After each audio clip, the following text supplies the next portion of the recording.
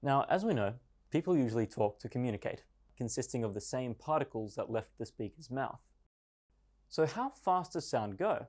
So different media are made of different materials.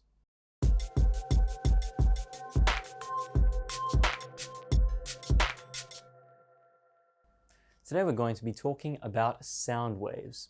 So now that we've learned some of the basics about how waves work and what their properties are and how to draw them, we can look at a particular example of a wave.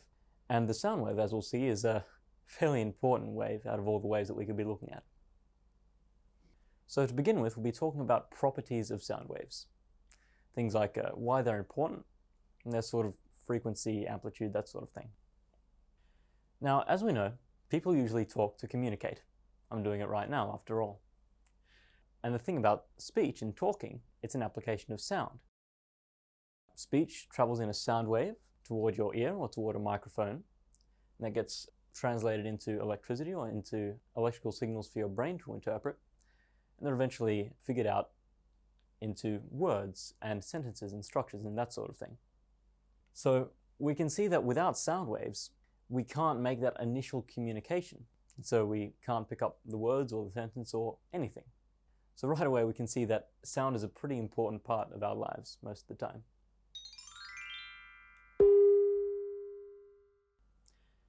So what is sound? Well, using the terms that we've learned about before, I can tell you that it's a longitudinal mechanical wave. That means that the particles vibrate in the same direction as the wave travels, and mechanical means that they're doing it by colliding with each other, as opposed to interacting with, electric fields or something like that. So it's transmitted by the collision of particles in the medium, and that's usually air particles. So sound travels through air most of the time. So the wave can be thought of as a series of compressions of air particles. So because the particles are vibrating in the same direction as the wave is traveling, there'll be some parts of the wave where the particles are close together and some where they are far apart. That's a feature of all longitudinal waves. So remember that when a wave travels, the particles themselves aren't what are transmitting the energy. We can see, for example, in this wave, that the wave is propagating from left to right, but each of the particles stays in the same basic position. In a longitudinal wave, the particles move back and forth instead of up and down, but they don't carry the energy of the wave with them. They simply pass it on to the next particle. So once again, this is a feature of all waves, not just sound. Waves are a way of transferring energy without transferring matter.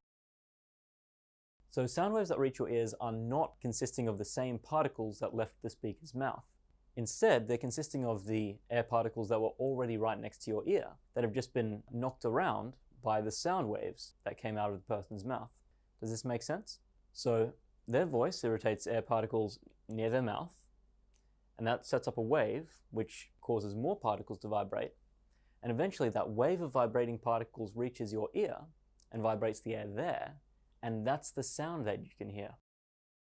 So the sound wave propagates through the air. That's the term that we give when a wave is traveling. It can sometimes be a little misleading to use the word traveling because there are no particles that are traveling, only energy. That's why instead of using the word travel, we use the word propagate. So how fast does sound go? Well, it depends. It turns out the speed of sound depends on how particles in the medium interact. As I said, that's usually air, but air can be different temperatures or different densities, and that can affect how fast sound travels through it. We can see a photograph over here of an aeroplane moving at the same speed as sound in air. So the speed of sound varies based on the spacing between particles in the medium, so how close together they are, and how well they rebound off each other, so what the medium is made of. And so we call these two properties density, how close together things are, and elasticity, how well it can rebound and react. And both of these have a large effect on how quickly sound will travel through a medium. Even air can allow sound to propagate at different speeds, if it's at different temperatures, for example.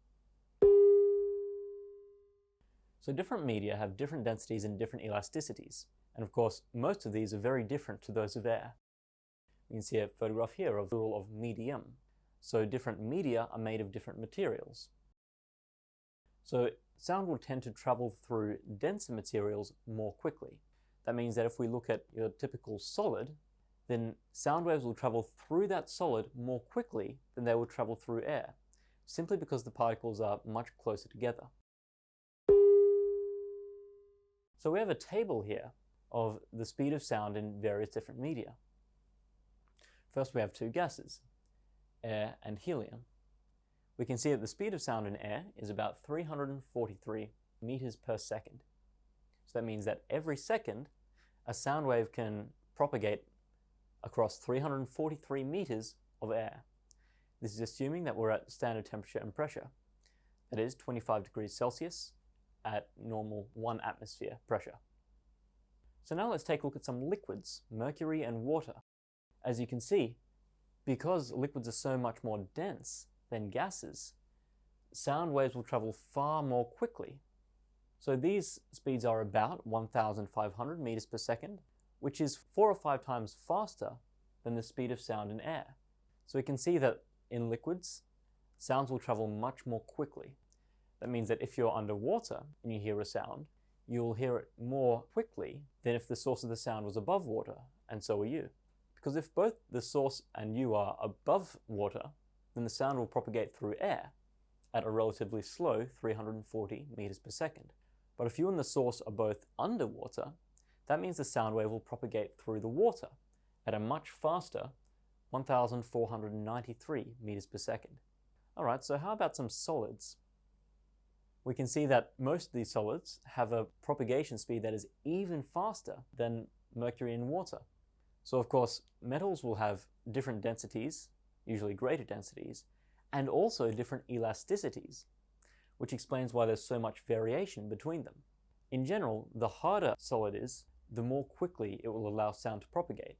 So we can see right at the bottom that sound will propagate through diamond at a speed of about 12 kilometers per second, which is far faster than for any of the other media here. Alright, so that concludes the theory for this section. We've talked about the speed of sound, exactly what sound is and why it's important. So let's go on to some questions.